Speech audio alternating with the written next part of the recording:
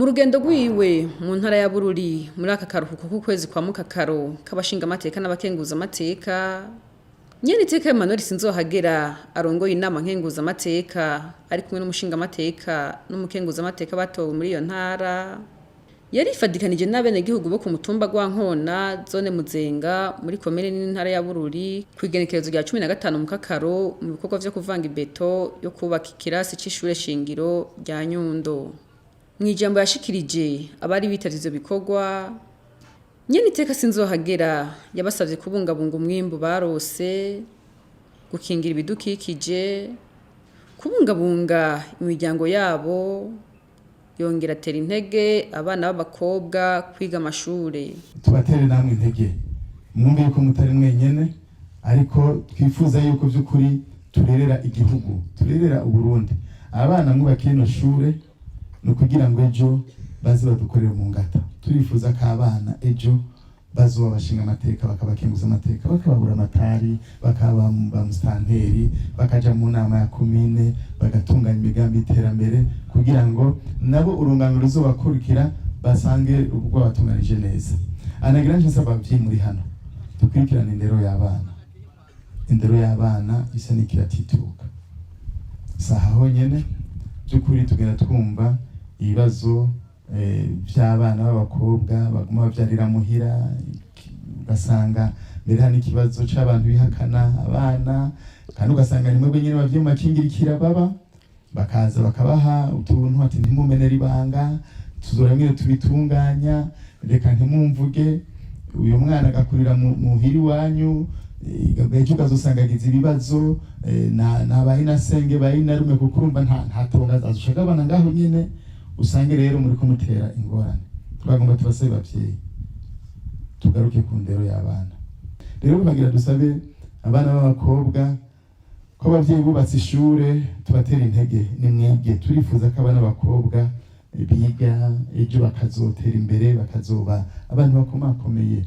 By'ukuri ubu ntabera ikiri mu mugongo, ntikiri bimwe vya kera ngo umwana w'umukobwa n'uwo kuziko n'uwo kurima. Oya, bavyeyi mudufashe abana b'abakobwa, mubabe hafi, mubigishe za ndero mwakuriyemo namubwi. None kubera kimwe ndashaka kubaha indero mwakuriyemo ngo muyihe abana banyu. Niko kibisamaza ni byinshi bana. Abana basamazwa no kino gihe ibintu byinshi basamaza.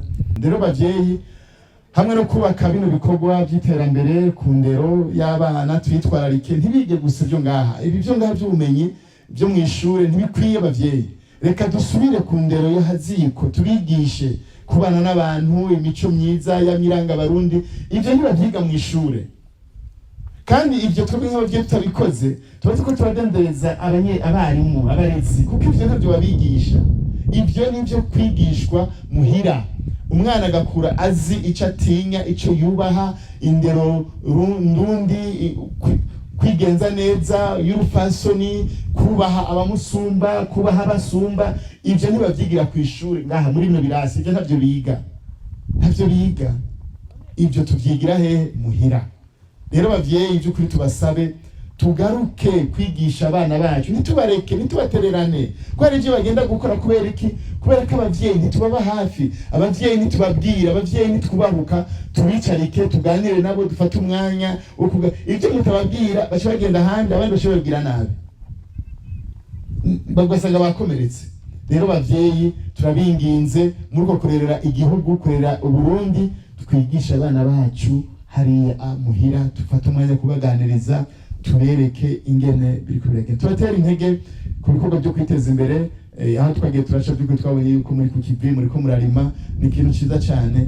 Hari ikindi gihe twahora dusanga umenga mu citwo kwicara tukagira, ariko ubu turakwiye kumenya yuko by'ukuri Imana yaduhaye isi nziza imera, turafise imyonga twoteragiramwo, hanyuma ya mezi 2-3 akadufasha kwimbura ibifungurwa dushobora kurya kugira ngo nane bigire. Ariko ndabasabe kuko nyakubahwa amatari yavuze by'ukuri musa neza mwarimbuye. Dusabe by'ukuri Barundi bene wacu umwimbu mwaronse mubungabunge, mufungure ibyo mubona mukeneye, mushore bikeyi, byose nimumare ku isoko. Ko hari gihe by'ukuri tugenda tubona abantu iyo bimbuye bakaca bigina umwimbu byose bakaca bereza ku isoko, hanyuma hageze ugenda bigura ugasanga babiguze amafaranga menshi cyane kandi bari baronse umwimbu. Rero umwimbu tuwubungabunge.